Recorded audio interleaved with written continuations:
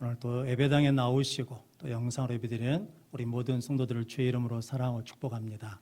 하나님의 은혜와 평강 가운데 늘 평안하시고 강건한 성도들 되시기를 바랍니다. 우리 옆에 분 한번 같이 인사하겠습니다. 말씀을 지켜 예수님 안에 거합시다. 예수님 만날 날을 준비합시다. 그래서 우리 모든 성도들의 이름이 하나님께 자랑이 되고 기쁨이 되는 성도들 되시기를 바랍니다. 오늘은 마태복음 24장 3절로 14절 말씀, 말세 성도를 향한 공격이라는 말씀으로 함께 은혜를 나누겠습니다. 먼저 주여 말씀하옵소서 같이 하겠습니다. 주여 말씀하옵소서 주의 종이 듣겠나이다. 아멘. 하나님의 음성이 들리는 복된 시간이 되시기를 바랍니다. 지피지기면 백전백승이라는 말이 있습니다. 이 말은 원래 손자병법에서 왔답니다. 그래서 이 말이 원래 손자병법에서는 지피지기면 백전불패라는 말이랍니다. 즉 적을 알고 나를 알면 100번 싸워도 위태롭지 않다는 거거든요. 그런데 적을 모르고 나를 알면 한 번 이기고 한 번 질 수 있답니다. 그런데 적을 모르고 나를 모르면 100번 매번 싸울 때마다 위태로울 수 있다라는 말이거든요. 오늘 제자들이 예수님께 말세에 무슨 징조가 있겠습니까? 라고 묻거든요. 그 말씀에 예수님께서 말세에 이런 일이 있을 것이다. 성도들에게 이런 어려움과 공격이 있을 것이다 라고 말씀합니다. 오늘 본문 말씀을 통해서 말세를 사는 우리 성도들에게 어떤 어려움과 공격이 있는지 함께 은혜를 나눔으로 그것들을 이기고 승리하는 우리 모든 성도들 되시기를 바랍니다. 말세 성도를 향한 공격 첫 번째는 미혹받지 말라입니다. 4절 5절 말씀 같이 읽겠습니다. 예수께서 대답하여 이르시되 너희가 사람의 미혹을 받지 않도록 주의하라.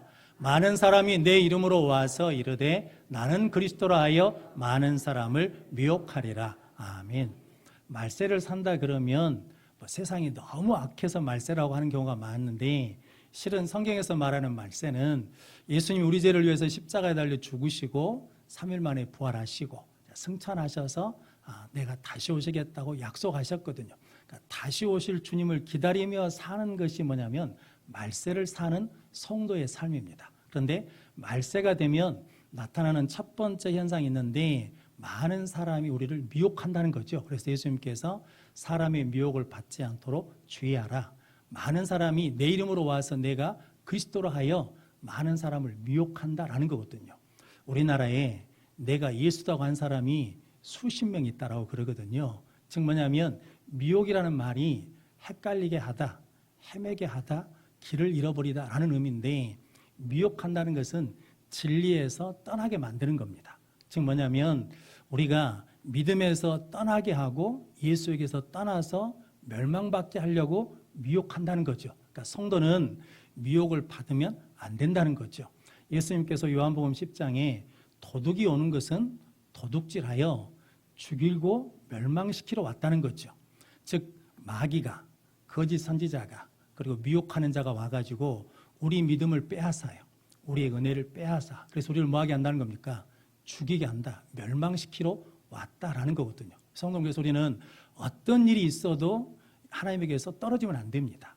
믿음에서 떠나지 않고 믿음을 지키는 성도들 되시기를 바랍니다. 그런데 어떻게 이 미혹을 받았냐면 실은 보는 것 때문에 미혹을 받는 것이 시작됩니다. 창세기 3장에 보면 이제 아담과 하가 에덴 동산에 있는데 뱀이 하와에게 찾아와 가지고 하나님이 동산의 모든 것을 먹지 말라고 하더냐라고 묻거든요. 근데 원래 하나님은 다 먹는데 동산 중앙의 나무는 먹지 말라, 선악과는 먹지 말라 했다라는 거죠. 그런데 하하가 이렇게 말합니다. 먹지도 말고 만지지도 말라, 죽을까 하노라 했다라는 거죠. 즉 말씀에 대한 뭐가 없어요? 확신이 없어. 그러니까 뱀이 그 틈을 치고 들어와 가지고 아니다, 눈이 밝아져서 선악을 알아서 하나님처럼 될까 봐 못 먹게 하는 것이다 라고 그랬거든요. 그랬더니 창세기 3장 6절 말씀 같이 읽겠습니다. 여자가 그 나무를 본즉 먹음직도 하고 보암직도 하고 지혜롭게 할 만큼 탐스럽기도 한 나무인지라. 여자가 그 열매를 따먹고 자기와 함께 있는 남편에게도 주매 그도 먹은지라. 아멘. 하하가 어떻게 했다는 겁니까? 봤어요. 그랬더니 먹음직하고 보암직하고 탐스러워요. 그러니까 눈에 보인 대로 뭐 했다는 겁니까? 따먹었어요. 그래서 믿음을 잃어버리고 그래서 죽음이 들어왔다, 사망이 들어왔다라고 말씀합니다. 이게 계속 성경이 이어집니다. 창세기 13장에 보면 아브라함이 본토 친척 아비집을 떠나라는 말씀을 따라서 떠났거든요. 그때 누가 따라왔냐면 조카 롯이 따라왔습니다. 그런데 아브라함과 조카 롯이 함께 있으니까 하나님이 복 주셔서 소유물이 많아졌거든요. 그래서 서로 다투게 됐습니다. 그때 아브라함이 우리는 친족 아니냐, 싸우지 말자. 네가 자하면 내가 우할게, 네가 우하면 내가 자할게 그랬거든요. 그때 롯은 창세기 13장 10절 말씀 같이 읽겠습니다. 이에 롯이 눈을 들어 요단 지역을 바라본즉 소알까지 온 땅에 물이 넉넉하니 여호와께서 소돔과 고모라를 멸하시기 전이었으므로 여호와의 동산 같고 애굽 땅과 같았더라. 아멘. 롯이 무엇을 따라갔다는 겁니까? 눈에 보이는 대로, 환경이 좋은 대로, 조건이 좋은 대로, 눈에 보이는 대로 따라갔다가 소돔과 고모라성이 멸망할 때 어떻게 됐습니까? 같이 멸망당했다라는 거거든요. 그럼 성도 여러분, 우리는 눈에 보인 대로 사는 것이 아니라 약속의 말씀대로 살아가는 성도들 되시기를 바랍니다. 마귀가 옛날에는 교회를 못 다니게 하려고 교회 다니는 것을 핍박했답니다. 박해하고 어떻게든지 교회 못 가게 하려고. 그래도 교회를 다니니까 마귀가 전략을 수정했대요. 어떻게 수정했냐면 교회 가라. 교회 가서 열심히 봉사해라. 열심히 섬겨라. 열심히 활동해라. 그런데 성경은 읽지 마라. 그랬다는 거거든요. 그러니까 성경을 못 읽게 하는 거예요.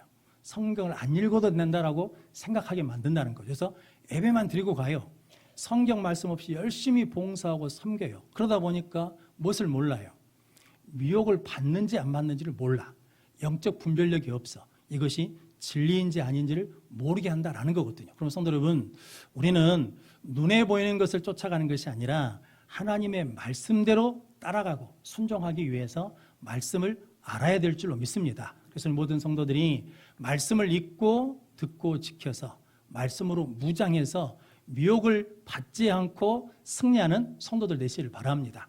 그래서 요한 사도는 요한일서 2장 15절 17절 말씀 같이 읽겠습니다. 이 세상이나 세상에 있는 것들을 사랑하지 말라. 누구든지 세상을 사랑하면 아버지의 사랑이 그 안에 있지 아니하니 이는 세상에 있는 모든 것이 육신의 정욕과 안목의 정욕과 이생의 자랑이니 다 아버지께로부터 온 것이 아니요 세상으로부터 온 것이라. 이 세상도 그 정욕도 지나가되 오직 하나님의 뜻을 행하는 자는 영원히 거하느니라. 아멘. 그러니까 육체의 정욕, 본성대로, 본능대로, 감정대로 사는 거죠. 안목의 정욕은 뭐냐면 경물생심. 보면 뭐가 생깁니까? 욕심이 생겨요. 이생의 자랑은 사람들이 나를 어떻게 볼까? 어떻게 말할까? 이것에 신경 쓰다 보면 무엇을 잃어버린다는 겁니까? 하나님의 말씀을 잃어버리고 눈에 보이는 것, 일시적인 것 쫓다가 미혹을 받아서 믿음에서 떠나게 되고 하나님을 잃어버리게 된다라는 거거든요. 하종우라는 배우가 있습니다. 이름도 있고 인기도 있고 유명세도 있거든요. 그런데 어느 날 TV에 나왔는데 사회자가 이렇게 물어봤어요. 당신의 삶을 지탱하는 것은 무엇입니까? 라고 물었거든요. 그러니까 이 사회자가 묻는 것은 뭐냐면 하종우 씨가 이렇게 말할 줄 알았어요. 내 삶을 지탱하는 것은 인기입니다. 팬입니다. 이렇게 말할 줄 알았는데 하종우 씨가 당신의 인생을 지탱하는 것은 무엇입니까? 라고 할 때 이렇게 말했습니다. 신앙입니다. 나는 그리스도인입니다. 나는 예수 믿는 사람입니다. 라고 고백을 했습니다. 그렇게 말했을 때 내 인기가 떨어지면 어떻게 하지? 일이 줄어들면 어떻게 하지? 이런 걱정과 불안이 있으면 그렇게 말해요, 안 해요? 말을 못하죠. 그런데 이 하종우라는 영화 배우는 일시적인 것, 눈에 보이는 것, 잠깐 있는 것에 묶여 있는 것이 아니라 나는 영원한 것, 하나님의 말씀에 예수 그리스도에게 묶여 있다라고 고백한 거거든요. 그러면서 자기 인생에 힘들고 어려움이 있을 때마다 항상 기억하는 말이 있대요. 왜 걱정하느냐? 기도할 수 있는데. 그래서 인생이 어렵고 힘들 때마다 늘 그 말을 되새긴답니다. 왜 걱정하느냐? 기도할 수 있는데. 그런데 기도하면 하나님이 붙들어 주시고 붙들어 주시더라라는 거거든요. 성도 여러분, 그래서 하종우라는 배우는 눈에 잠깐 보이는 것을 의지하는 것이 아니라 영원하신 하나님의 말씀, 영원한 믿음의 생명을 붙들었더니 승리하는 사람이 되고 미혹받지 않는 삶을 살게 되었다라는 거거든요. 성경에 데마라는 사람이 있거든요. 이 데마라는 사람이 자주 나오는 사람이 아닙니다.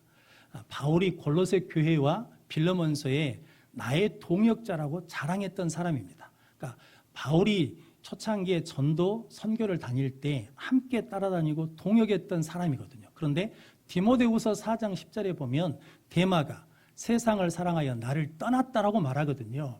이 디모데후서를 쓸 때 바울이 말년 때 쓴 겁니다. 즉 데마가 신앙생활 하다가 쭉 시간이 지난 거거든요. 근데 그 디모데후서 배경이 뭐냐면 로마 시대 때 로마에 불이 났습니다. 네로 황제가 이 불이 난 것이 누구 때문이냐면 예수 믿는 사람들이 그렇게 했다라고 누명을 씌워가지고 이제 성도들을 핍박하기 시작했습니다. 즉 박해가 시작된 겁니다. 그런데 이 데마가 보니까 그것이 뭐예요? 두려워요. 무서워요. 그것을 피하고 싶어. 그러니까 뭐 했다는 겁니까? 세상을 사랑해서 믿음에서 떠나버렸다는 거죠. 예수에게서 떠나버렸다라는 거죠. 무엇을 받았다는 겁니까? 미혹을 받았다라는 거거든요. 그럼 성도 여러분, 우리도 똑같죠. 예전에 내가 믿음 생활 열심히 한 것이 지금을 보자는 것이 아니고 지금 내가 약속의 말씀을 붙들고 영원 하나님 나라를 붙들 때 미혹이 올 때마다 우리는 이겨내서 승리하는 믿음의 삶을 살게 될 줄로 믿습니다. 그래서 바울이 고린도후서 4장 18절 말씀 같이 읽겠습니다. 우리가 주목하는 것은 보이는 것이 아니요 보이지 않는 것이니 보이는 것은 잠깐이요 보이지 않는 것은 영원함이라. 아멘. 보이는 것은 뭐라는 겁니까? 잠시 잠깐이라는 거거든요. 성도 여러분, 힘들고 어려운 것 잠시 잠깐입니다. 이때도 지나갑니다. 그런데 영원한 것은 영원히 있다는 거거든요. 그럼 성도 여러분, 영원한 것이 뭡니까? 천지는 없어져도 하나님의 말씀은 없어지지 않습니다. 천지는 없어져도 하나님의 영생은 영원히 있을 줄로 믿습니다. 그걸 붙드는 사람이 미혹받지 않고 승리하는 삶을 살게 될 줄로 믿습니다. 그럼 성도 여러분, 우리 눈에 보이는 대로 따라가는 것이 아니라 약속의 말씀을 붙들고 잠시 잠깐 있다 없어질 것을 붙드는 것이 아니라 영원한 하나님의 나라를 붙듦으로 말미암아 미혹을 받지 않고 승리하는 우리 모든 성도들 되시기를 바랍니다. 말세의 성도를 향한 공격 두 번째는 실족하지 말라입니다. 9절 10절 말씀 같이 읽겠습니다. 그때 사람들이 너희를 환난에 넘겨주겠으며 너희를 죽이리니 너희가 내 이름 때문에 모든 민족에게 미움을 받으리라. 그때 많은 사람이 실족하게 되어 서로 잡아주고 서로 미워하겠으며. 아멘. 말세가 되면 많은 성도들이 뭐 한다는 겁니까? 실족하게 된다라는 거거든요. 실족이라는 말이 덫, 올무, 함정이거든요. 그럼 이게 동물을 잡으려고 무엇을 놓습니까? 덫을 놔요. 덫에 걸리게 되면 어떻게 됩니까? 동물들이 힘을 못 쓰잖아요. 자기가 가지고 있는 능력을 쓰지 못해. 그러다 점점 어떻게 됩니까? 점점 약해져요. 그러다 결국은 죽는 거거든요. 실족이라는 덫에 걸리게 되면 성도들이 믿음의 능력을 쓸 수가 없어요. 감사의 능력을 쓸 수가 없어. 사랑의 능력을 쓸 수가 없고 점점 뭐해진다는 겁니까? 약해져요. 무능력해진다라는 거거든요. 그래서 오늘 9절 10절 말씀에 보면 말세가 되면 성도들이 예수님 때문에 뭘 받아요? 환난을 받기도 하고 미움을 받기도 해서 많은 사람이 실족해요. 그러면서 10절 11절 말씀 보니까 서로 잡아줘요. 그러니까 예수 믿는다고 서로 고발한다는 거죠. 즉 요즘식으로 하자 그러면 잘했네 못했네를 자꾸 정죄하고 판단한다는 거죠. 그리고 뭐예요? 서로 사랑하지 않아요. 그래서 그러다 보니까 뭐 하게 돼? 서로 미워하게 되니까 미혹하는 사람이 나타나서 거짓 선지자가 나타나서 미혹한다는 거죠. 그리고 불법이 상함으로 뭐가 약해진다는 겁니까? 사랑이 식어져요. 그럼 성도 여러분, 실족의 덫에 걸리면 안 된다는 거거든요. 내가 사랑이 식어졌다, 열심히 식어졌다. 그러면 뭔가 지금 뭐에 걸렸다는 거예요? 덫에 걸렸다는 거죠. 근데 성도 여러분, 우리가 주의해야 될 게 하나 있는데 실족과 실패는 다릅니다. 사업에 실패할 수 있어요. 우리 자녀들이 취업에 실패할 수 있어. 학업에 실패할 수 있거든요. 그런데 앱에 나와요. 그런데 믿음을 지켜요. 그러면 실족한 거예요? 안 한 거예요? 안 한 거예요. 실패가 실족이 아니에요. 그런데 우리는 실패하면 실족했다고 생각하는데 그러지 않습니다. 의외로 하나님이 잘 되게 해주셨는데 실족한 사람이 많아요. 예배드리러 와나, 기도드리러 와나, 그리고 믿음에서 떠나버린 사람들이 많잖아요. 그럼 성도 여러분, 실패는 실족이 아니고 실패해도 하나님 앞에 나오면 다시 일어날 수 있는 힘과 능력을 주실 줄로 믿습니다. 그래서 유다서 1장 6절에 보면 실족한 사람들의 특징이 있습니다. 유다서 1장 16절 말씀 같이 읽겠습니다. 이 사람들은 원망하는 자며 불만을 토하는 자며 그 정욕대로 행하는 자라. 그 입으로 자랑하는 말을 하며 이익을 위하여 아첨하느니라. 아멘. 실족의 덫에 걸리면 원망해요. 불만을 토로해요. 그리고 뭐냐면 정욕대로 살아요. 자랑하며 이익을 위해 산다는 거거든요. 다윗이 이게 실족에 대해서 걸려버리니까 무엇에 따라 삽니까? 정욕에 따라 사니까 밧세바와 간음한 거거든요. 그것으로 끝나지 않고 남편을 뭐 하려고 그래요? 죽이려고 그래요. 그래서 요압 장군에게 전투가 있을 때 제일 앞에 보내라는 거죠. 그리고 살짝 뒤로 빠지라는 거죠. 그래서 누구도 실족하게 하는 거예요. 요압 장군도 실족하게 만드는 거거든요. 그러면 성도 여러분, 다윗이 그 실족에서 벗어난 게 있죠. 나단 선지자가 와서 하나님의 말씀을 전했더니 뭐 했습니까? 회개했어요. 회개했더니 그 실족에 대해서 벗어나서 하나님의 은혜 가운데 서는 은혜를 누리게 된 줄로 믿습니다. 그럼 성도 여러분, 우리도 다 뭐가 있다는 겁니까? 실족할 수 있는 덫이 있다는 거거든요. 누가 미운 마음이 들어가지고 미운 덫에 걸리잖아요. 그러면 교회 예배드리기가 싫어요. 헌신하기가 싫어요. 하나님 앞에 애물 드린 것도 싫어요. 그래요. 어떻게 하냐고요? 해봐서 알아요. 성도 여러분, 이게 덫에 걸리면 그렇게 된다고. 그러니까 그때 뭐 해야 돼요? 말씀을 들어야 돼요. 그때 뭐 해야 돼요? 도와달라고 구해야 돼요. 그때 하나님 앞에 회개함으로 승리하는 우리 모든 성도들 되시기를 바랍니다. 그럼 성도 여러분, 실족의 덫에 걸리면 특징이 하나 있죠. 사랑이 뭐 한다는 겁니까? 식어져요. 내 것 쓰는 것이 아까워요. 하나님 앞에 드리는 것이 아까워. 그래서 자꾸 인색해진다라는 거거든요. 서울의 만락교회 김병삼 목사님이 그런 말씀을 하시더라고요. 이게 사례비가 적을 때 뭐 방송 일도 하고 글도 쓰면서 살았는데 차가 필요해서 3년 할부로 차를 샀답니다. 할부가 끝났는데 하나님이 차가 필요한 사람이 보이더래요. 그래서 줬답니다. 이 두 번째 또 3년 할부 차를 샀는데 또 할부가 끝나니까 차가 필요한 사람이 보이더래요. 그래서 줬답니다. 세 번째 차를 사가지고 3년 할부가 끝나니까 또 하나님이 필요한 사람이 보여줘서 줬답니다. 그러면서 고백하시기를 자기 인생의 황금기였대요. 저는 일을 많이 할 때가 황금기가 아니고 내 것을 뭐 할 때, 줄 때, 나눠줄 때, 필요한 것이 보여서 섬겨줄 때, 그때가 자기 인생의 황금기였다는 거거든요. 그럼 성도 여러분, 뭔가 아까운 생각이 들 때는 우리가 빨리 깨달아야 되는 거죠. 아, 내가 지금 뭐 하고 있다? 뭔가 덫에 걸려 있다. 실족의 덫에 걸려 있다. 미움의 덫에 걸려 있다. 분노의 덫에 걸려 있다. 하나님 긍휼히 여겨 주십시오. 하나님 용서해 주십시오. 라고 하면 하나님께서 풀어 주실 줄로 믿습니다. 성도 여러분, 저 여러분들이 늘 하나님의 은혜 가운데 실족치 않는 성도들 되시기를 바랍니다. 예수님께서 마태복음 11장 6절 말씀 같이 읽겠습니다. 누구든지 나로 말미암아 실족하지 아니하는 자는 복이 있도다 하시니라. 아멘. 실족하지 않는 사람이 복이 있다는 거거든요. 이 말씀을 실은 누구한테 했냐면 세례 요한한테 한 거거든요. 세례 요한은 예수님께 세례를 준 사람입니다. 하늘이 열리고 성령이 비둘기처럼 임하는 것을 본 사람이에요. 그리고 하늘의 소리를 들었어요. 이는 내 사랑하는 자요, 내 기뻐하는 자는 소리를 들었습니다. 그리고 하나님의 어린 양이다 라고 증거한 사람이거든요. 그런데 감옥에 갇혀 있는데 예수님의 소식을 들으니까 자기가 생각한 메시아가 아니에요. 그래서 제자들을 보냈습니다. 2명을. 오실 메시아가 당신입니까? 아니면 다른 사람을 기다릴까요? 라고 하면서 못에 걸린 거예요. 의심의 덫에 걸렸어요. 그때 예수님께서 그 요한의 제자들이 이렇게 말하면 너희가 보고 들은 것을 말해라. 맹인이 눈을 뜨고 앉은 뱅이가 일어나고 중풍병자가 고침받는 것, 또 가난한 자에게 복음이 전해진 것을 말해라는 거거든요. 그 말을 듣고 세례 요한이 의심의 덫에서 풀어집니다. 성도 여러분, 세례 요한은 의심의 덫이 있을 때 누구를 찾았습니까? 예수님을 찾았어요.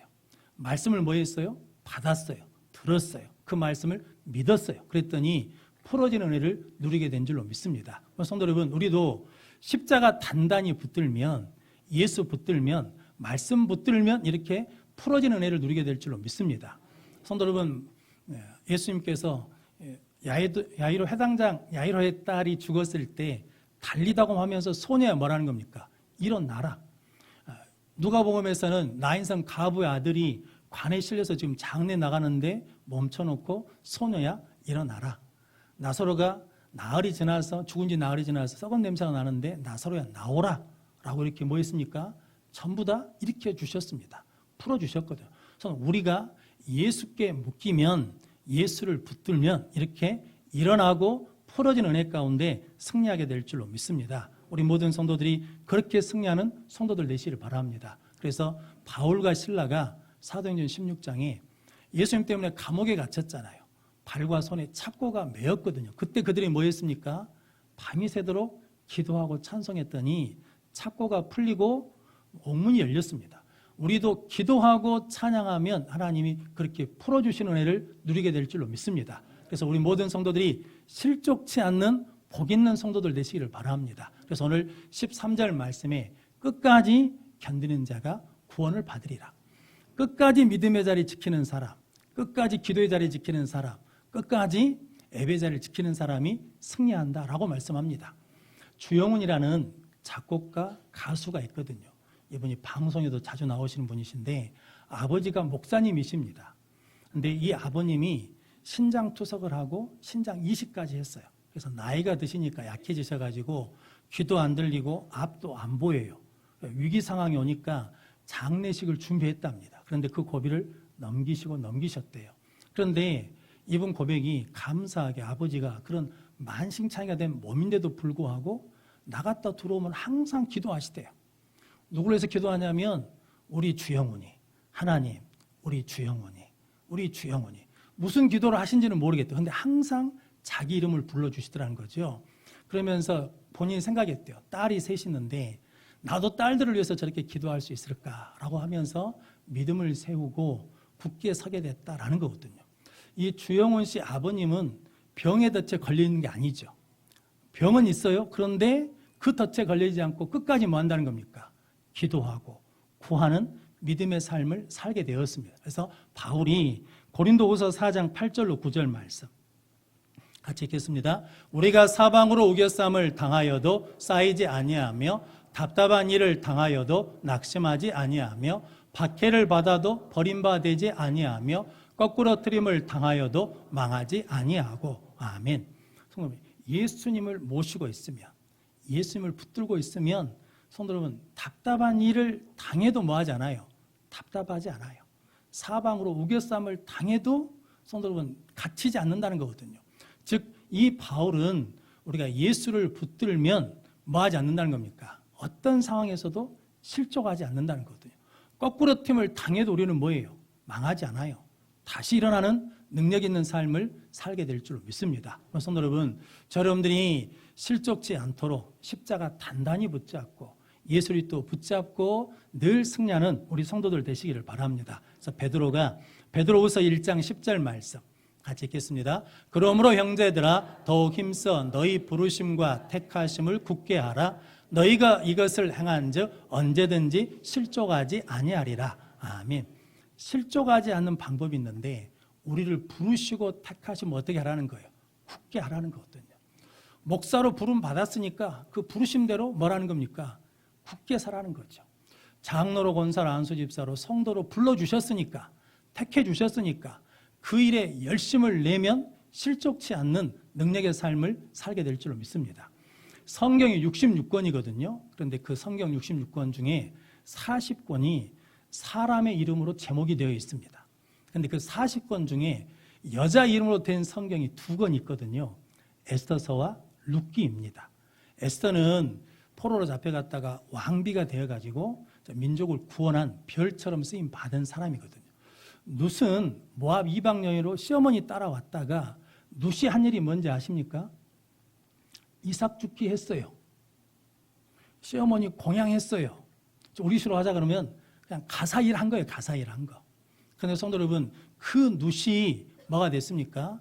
다윗의 증조모가 됐습니다. 그리고 뭐가 됐냐면 예수님 족보에 들어갔거든요. 그러니까 에스더가 나라를 구한 일을 한 일이나 룻이 일상의 삶을 산 일이나 똑같이 뭐라는 겁니까? 하나님의 나라를 위해서 쓰임받은 일이라는 거죠. 그럼 성도 여러분, 절대로 그런 말 하시면 안 됩니다. 내가 하는 일은 아무 쓸모가 없어, 아무 소용이 없어, 아무 가치가 없어라고 말씀하시면 안 돼요. 내 일상의 삶이 하나님의 나라와 의를 위한 삶이 될 수 있습니다. 그럼 성도 여러분, 우리의 삶을 통해서 오늘 복음이 땅끝까지 증거돼야 된다고 그랬잖아요. 우리의 삶이 예수 증인으로 살아내는 삶이 된다라고 그러면 우리의 부르심, 우리의 택하심대로 살면 실족치 않는 능력의 삶을 살게 될 줄로 믿습니다.